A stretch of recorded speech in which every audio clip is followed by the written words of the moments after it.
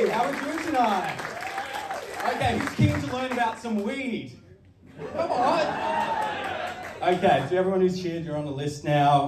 This has been, a sting operation, so congrats on that. So, my name is Zane Marks. I'm from the University of Adelaide, and this is my journey of how I got into weed. And it is the weed that you're actually thinking of. Unfortunately, though, I do have to specify, this is not the kind that can get you high. This is the kind that, makes scratchy materials and really just annoys the hell out of you. So, I like to describe myself as the world's worst drug dealer most of the time, because a lot of the time I have to report to the government, and everything that I do is really, it just doesn't get you high. And I think I got into weed at the start by just being here in Adelaide. You're born and raised, you live here your entire life, so eventually you get there in the end. I'm glad you laughed. My mum's not here in the audience tonight, so that's good to know. But yeah, so I've had a lot of fun at parties, having to explain over and over again, like, what's my deal? And I get a range of response going like, oh, I didn't know that was a thing. And, oh, do you have like a Coke guy that I can go meet after the show? And I'm like, no, please stop. But what happens more often than not is that I leave people disappointed. They just all end up looking at me like... And it's hard, it's rough, because, a majority of my PhD is like that. And let me just preempt two more questions. No, I can't get you any, and I don't grow it at home.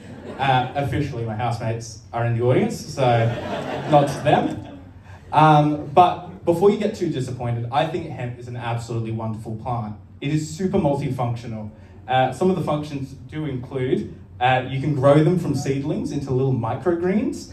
I'm sure you'll see them at your local indie brunch spot for like $7 on the side with whatever you buy that's already too expensive. You can use it into, what I said before, making the scratchiest fabric known to man, only to maybe rival your nonna's jumpers that she used to knit, so that's good. And you can cold press the seeds into like a nice oil, and I really don't have a snarky comment for this one, it's just good for cooking. And that's to say, this wonder plant has managed to keep Byron Bay afloat for so many years. And I can only apologise so much for that. I'm so sorry. And if you're from Byron Bay, why? Just generally.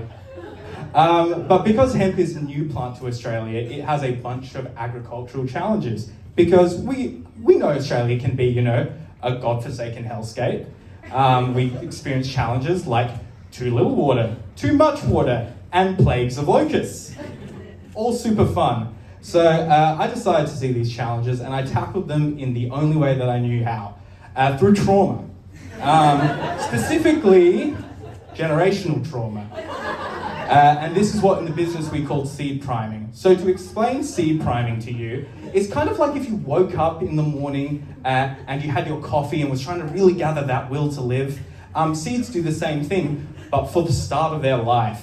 But they soak up any liquid that's around them. So that can include water or, like chemicals, and they all have different effects.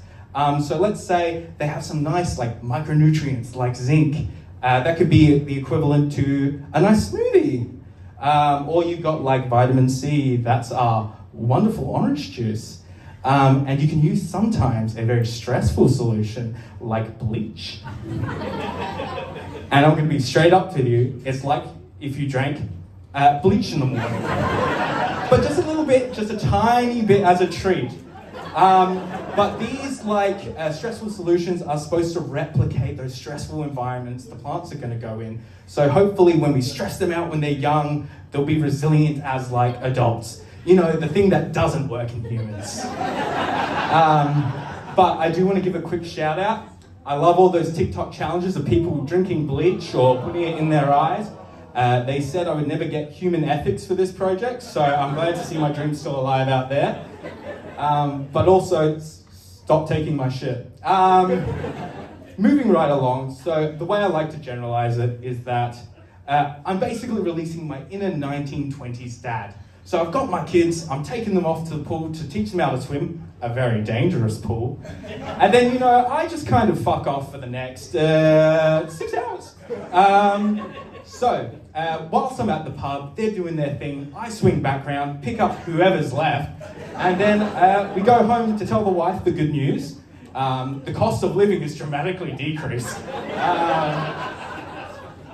And that's just to say that through evidence we've seen that those kids are actually stronger. They have developed a resilience to that stress. But I don't give a shit about them. I left them unsupervised for 6 hours.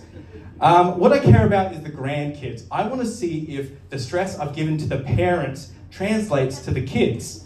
And they've developed that strength to all those stresses. And maybe a fear of pools, but that's just like a bonus.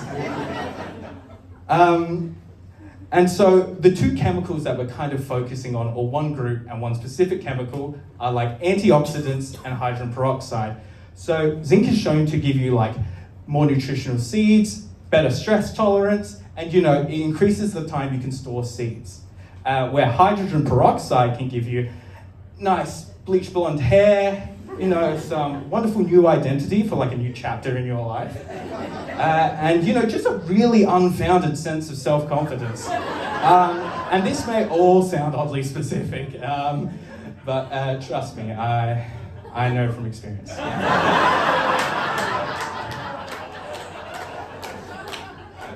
Who thought that was a good idea?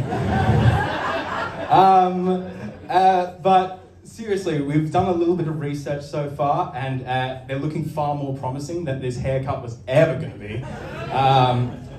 But on a serious note, working with hemp is super difficult because of the legislation around it.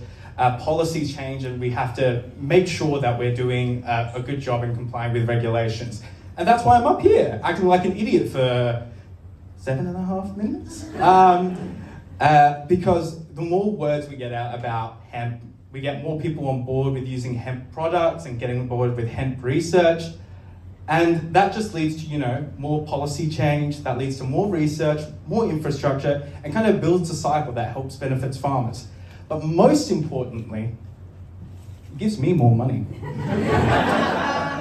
And hopefully one day I can reinvest that money into a personality that is not just growing weed. Thank you guys, you've been a wonderful audience. Thank you, Zane!